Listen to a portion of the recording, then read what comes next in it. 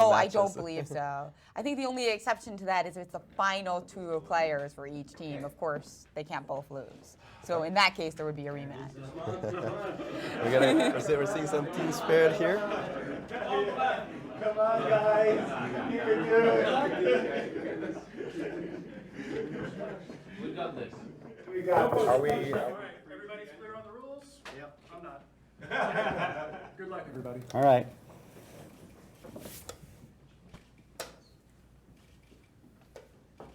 And it's going to be a quick Sicilian.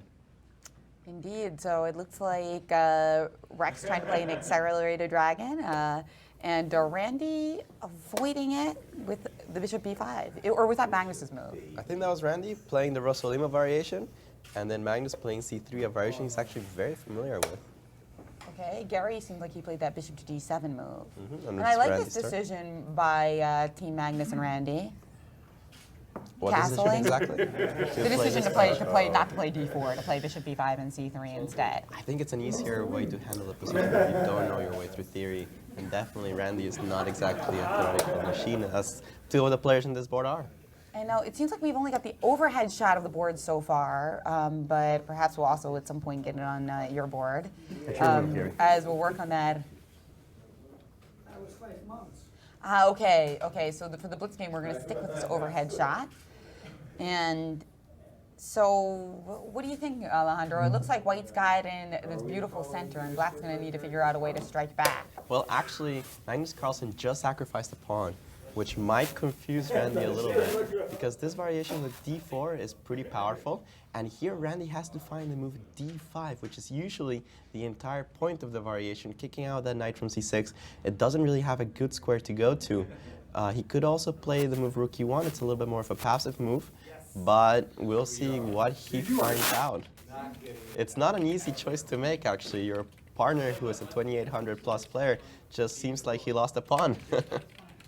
He played the move bishop e3. Garry Kasparov seems very happy with this decision. He knows it's Lethal not the Garry. most accurate move, and he's just up a pawn at the moment.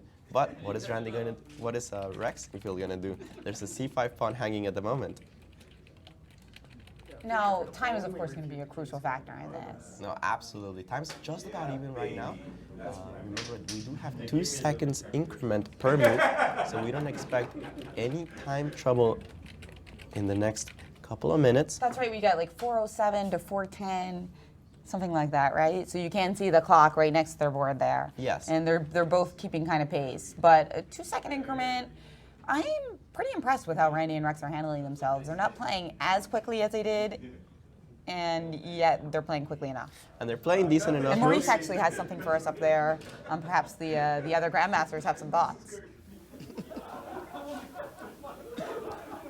So far, guys, they're laughing because Magnus Carlsen is getting all the easy moves, the recaptures, and it's Randy who has to make all the critical moves. So a tough situation for Team Randy at the moment. Back to you. Thank you, indeed. It looks like Black's up a solid extra pawn now, huh? Yes, unfortunately, it was Randy's turn to decide how to proceed after the pawn sacrifice. And this is what we were talking about earlier. You can't really expect your partner to know the theory behind a pawn sacrifice. He might botch it up. And when we have it, the position is that white basically lost a pawn. He doesn't really have any compensation for it. But hey, it's a just blitz one game. pawn. And it's a blitz game. I think key here is both players need to make sure not to get too far behind on the clock, because that would be a disaster. Absolutely. It's absolutely crucial that they play quickly and they have enough time for their partners to quick. And here Kasparov had the easy move, b takes c6, all right? Sometimes you get the easy ones. The trick is to make sure that the critical ones are on your turf. Now, at this point, the good thing about Rex is that nothing is being threatened, so he can actually play whatever move he wants and it'll be perfectly acceptable. Indeed. So how do you think White's going to try to get any semblance of compensation here? It looks like Randy's played the move knight to e5. Pretty aggressive, I pretty like aggressive. that. Considering they're down a pawn, you just gotta go for it. Yeah, I like his style. In this position, Black has the thread. He's under the attack of knight takes c6, so he has to protect himself from that. He has a couple of ways of doing it. I don't like taking that knight with the bishop, because then our dark squares are going to be weak and white can claim some compensation. Absolutely, but Kasparov lashes out with the move c5, taking advantage of the fact that the pawn on d4 cannot actually recapture on c5, because the knight on e5 would be hanging. Indeed, indeed. So I must have been confused about. Okay, so now it's a question. Rook to b1. Simple development move. Yeah, and you can see that there's some potential ideas here. You know, rook b1 stops rook to b8 was a really good way for black to complete his development. It looks like black should be up a pawn, but white's not without play. It's a position where both sides can go wrong somehow. And well, why is Gary shaking his head, or is that just in my head? he's always shaking his head. Time advantage for Gary and Rex as well. Looks like about 2.5 and 3.5. Yeah, they got about a minute advantage, which is pretty solid considering that they only started with 5. And although the recapture was relatively easy in this position, I don't actually like taking with the bishop. I'm going to be very scared if for some reason black's able to get both moves, f6 and e5, establishing a strong pawn center. And that's exactly what Gary's going for. But I'm wondering if he's a little bit worried about either knight c6 tricks, which I don't see any, and I don't see any season. He's asking everybody, but maybe he's worried that Rex will not continue with the plan. And indeed, he didn't play that. He played the move queen c7, maybe also trying to play e5 when the knight moves away. I think I like this move from a practical point of view, too. It puts a little less pressure on Rex to have to constantly check for knight c6. I think I just like the long idea. time in the position. Nigel walks around, he sits back down, looks, he makes a second move. Ray looks up, Nigel looks up and says, I moved twice, didn't I? Why did this guy take with the bishop? Busted at that point. And we've got 2 minutes and a little over 2 minutes for Magnus and a little under 3. You can see those clock time eagle eyes, right, Alejo? I can just about see them. And it's still about a minute edge for the black pieces. Which is very significant. It's very significant. Because the minute edge is obviously, from a math point of view, it's more significant the less time you have, right? So 5 to 4 is at least not that big of a deal, but 2 to 1 is. c5, I played rook b1, he took back. Yeah. Time's ticking. Stop the clock, no. They can figure it out. Bravo! Oh. Develop. Hopefully this is a friendly exhibition. Well, it's not a good time to have an argument when you're thinking. You're down 1 minute on the clock, it's not the time to do it. Oh, some counter-attacking potential by Randy, but I think that move, it might have blundered something. Maybe not, maybe just a pawn. I think after the move queen d6, it's difficult for white to defend all his pieces. The knight on e5 is going to be hanging, the rook on b1 is hanging, and if you retreat the knight to d3, the pawn on c3 is hanging. He could also just go ahead and take it right away. I'm not entirely sure which was the strongest move.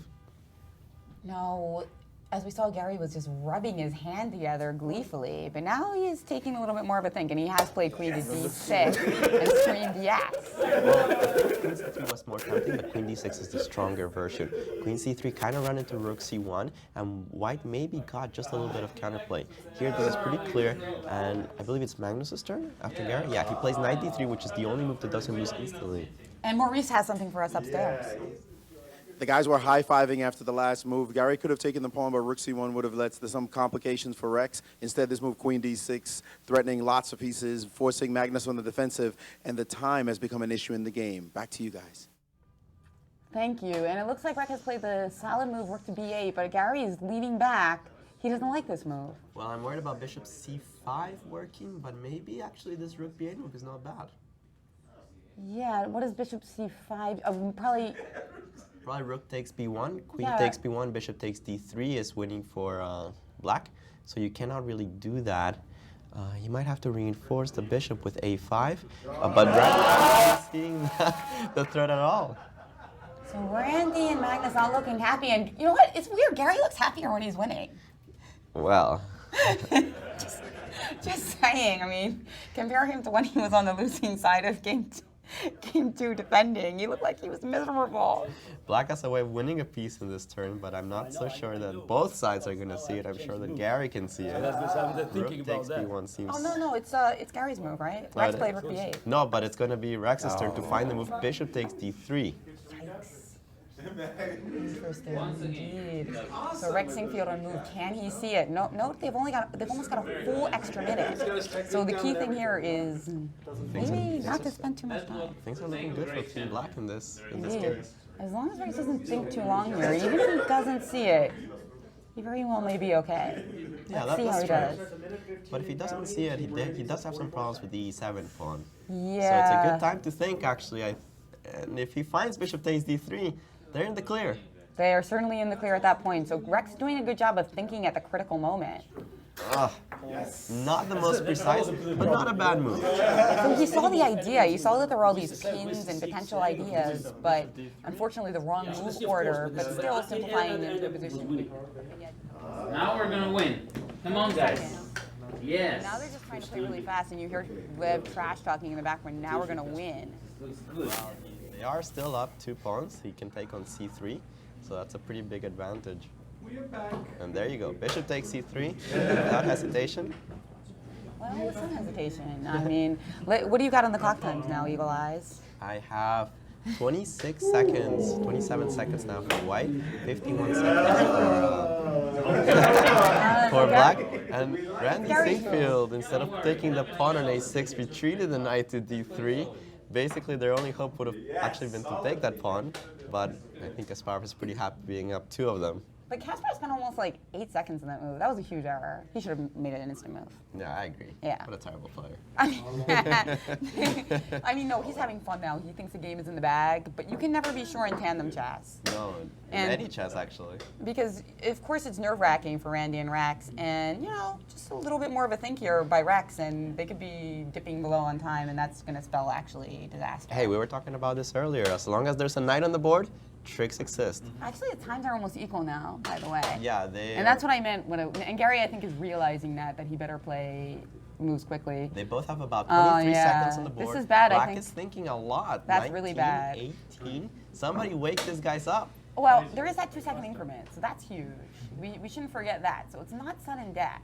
It's a big deal, but at the same time, 2 seconds, it's not that long. Ooh, a big blunder by Rándi Sinkfilda. So it's everything, to defend everything. Rex. Former world champion Garry Kasparova, rookie for check, king d3, and Rex hopefully takes the knight on e5. Black is up a decisive amount of material, but with a illegal move.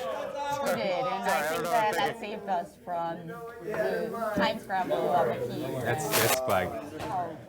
No, this is nerve-wracking. Like he just won the world championship. Not his mistakes. That guy likes to win. He does like to win, and it seems like Rándi Sинkfilda and Magnus Kарлsson have been defeated on game number 1. And we have Maurice up in the tournament hall with more.